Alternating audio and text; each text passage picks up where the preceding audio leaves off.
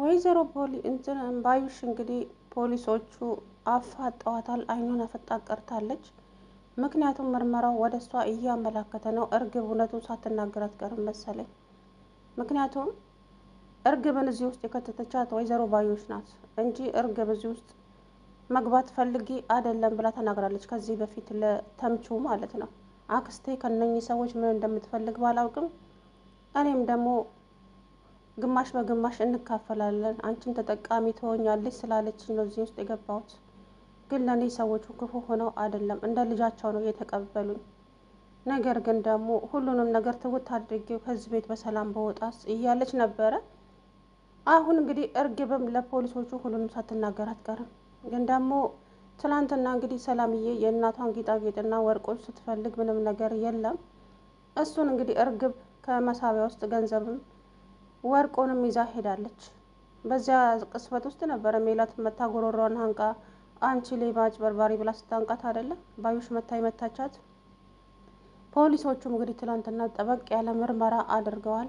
ሰላምዬን መሰለኝ ሳይሆን በትክክለኛው ተናገሪ፣ እዚህ ቤት ውስጥ ማን ስንት እንደሆናችሁ እንኳን አታውቂም እንዴ ሲላት፣ ይቅርታ ዶክተር ማነው ፖሊስ፣ እኔ አሁን ትንሽ ግራ ስለተጋባው ነው፣ አትፍረድብኝ፣ በጣም ይቅርታ አለችው። ከዛም መናሴ እኛ 6 ነን እዚህ ቤት የምንኖረው፣ እኔ እማዬ፣ ሰላም፣ እኔና ሰራተኛ አለች፣ አንድ ደግሞ እርግብ የምትባል ነበረች እህታችሁ ነኝ ብላ የመጣችዋ፣ እሷ ሆነን ነው የምንኖረው አለ። ከዛ በኋላ እና ታዲያ በዛ ሰዓት እሷ የት ነበረች አናቅም። እኛ ግን እህታችን ሆና የተገኘችዋን ሆስፒታል ምርመራ ሄደን ስንመለስ ነው እማዬ ወድቃ ያገኘናት እና በዛ ሰዓት እርግብ የለችም ሲሏቸው፣ የለችም እስከዛሬም የለችም፣ ስልኳም ዝግ ነው ሲል ፖሊሱ እራሱን አነቃነቀ። ምክንያቱም እሷ እንደሆነች ግን እሷ አይደለችም የምታቻት ባዩሽ ናት። አሁን ዋነኛው ነገር እርግብ ናት መያዝ ያለባት። እርግብ ከተያዘች ሁሉንም ነገር ትናገራለች እንጂ ባዩሽ አሁንም ታስመስላለች። ግዴታ እርግብ መያዝ አለባት። እርግብ ከተያዘች ግን የባዩሽን ሴራ በሙሉ እዛ ቤት ለምንስ እንዳስገባቻት ሲጀመር እቺ እርግብ አይደለችም የሀናን ፎቶና መስቀል ግን ባዩሽ ናት የሀናን ፎቶና መስቀል አሰርቃ ለዚች ለእርግብ የሰጠቻት ተናግራለች ልጅቷ ለተምቹ ሁሉንም ነገር። ተምቹም ደግሞ ለፖሊስ መናገር ይችላል ይሄንን ቃል።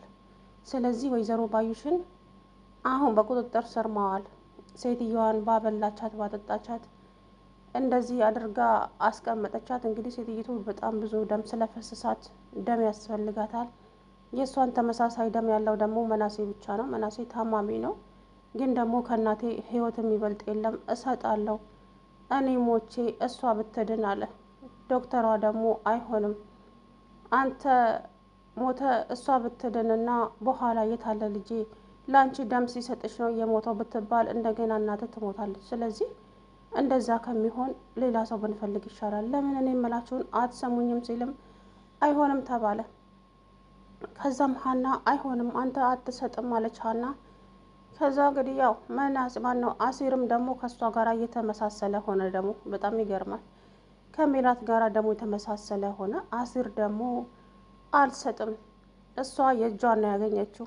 ፈጣሪ እኮ እንደዚህ ነው ይዘገያል እንጂ አይረሳም። ስለዚህ ወይዘሮ ሜላት የእጇን ነው ያገኘችው። እሰይ ደግሞ ለሷ ደም ልስጣት እንዴ?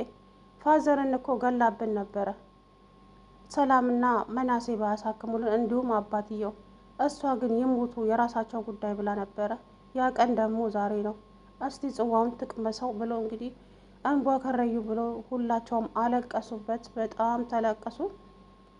ከዛም እንግዲህ ሀኒቾ አሲር ምን እያልክ ነው? እናቴ ትሙት እያልክ ነው? እንዴት ትሙት አላልኩም ሀና፣ በጣም ይቅርታ፣ ግን ደግሞ ፋዘርን እኮ ገላብን ነበረ። እንዴት ትረሻለሽ? አይ አልረሳም፣ ግን ደግሞ እንደዚህ ማለት የለብህም። አንተ እኮ ምንም ብትል ትክክል ነህ፣ ለእኔ ብለህም እንደሆን አውቃለሁ አሲር፣ ግን ደግሞ በቃ መስጠት ካለብህ ስጥ፣ ካልሰጠህም ችግር የለውም አልቀየምህም አለችው።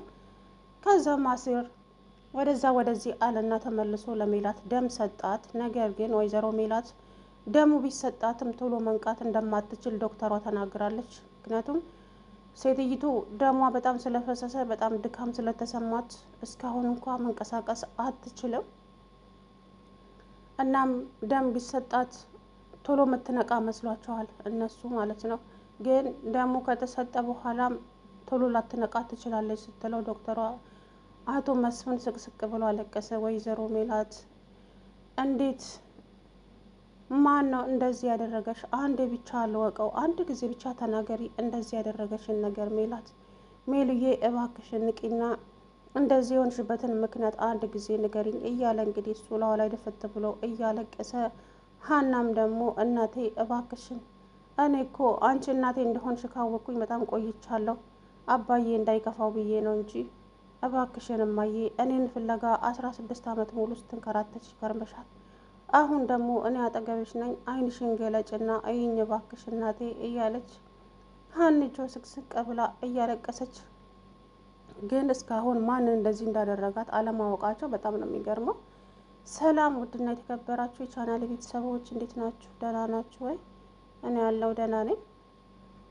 ወይዘሮ ሜላት እንግዲህ እስካሁን ያው ደም ቢሰጣትም ቶሎ መንቃት አትችልም፣ ደክሟታል። ስለዛ ውስጧ ድካም ስለተሰማት ሳምንት፣ ወራት፣ ቀናት ሊፈጅ ይችላል። እናም በትዕግስት መጠበቅ ነው አለችው ዶክተሩ። እንደው ማን ይሆን እንደዚህ ያደረጋት?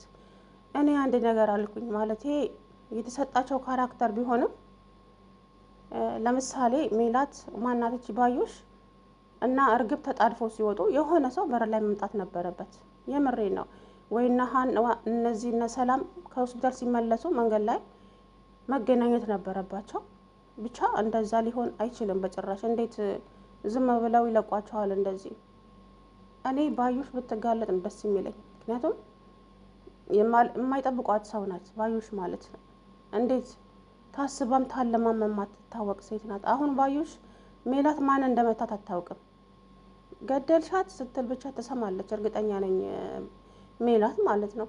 እንግዲህ እሷ መታ ጉሮሯን የእርግብን ጉሮሮ ስታንቃት አይደለም ሜላት እቺ ማናት ባዩሽ መታ እንቅ ያደረገቻት። ስለዚህ ማን እንደመታት አታውቅም። አሁን ይሄንን ነው መናገር የምትችለው እቺ ሜላት ብትነቃም ራሱ። ግን እርግብን መታ ማነቋ ታስታውሳለች ብዬ አስባለሁ። ግን ማን ከኋላ እንደመታት ልታውቅ አትችልም። ግን አሁን በዋናነት እርግብ ናት መያዝ ያለባት። እርግብ ከተያዘች ሁሉንም ነገር ትናገራለች። የፖሊስ ዱላ ስለሚበዛባት ማለት ነው። ይሄ ቀላል ወንጀል አይደለም ሲጀመር። ሰው አጭበርብሮ እንዴት ሰው ያለ ልጃቸው ሳትሆን ልጄ ነው ብላ መጣች። እኔ በልጅቷም አልፈርድም በነገራችን ላይ። ግን ደግሞ እውነቱ መናገር ነበረባት እርግብ። እንደዚህ ሰፍ ብላ ልጄ እያለች እንደዛ 16 ዓመት ሙሉ አልቅሻለሁ፣ አሁን ደግሞ ፈጣሪ እንባይን አብሶታል ልጄ ብላ እንደዛ።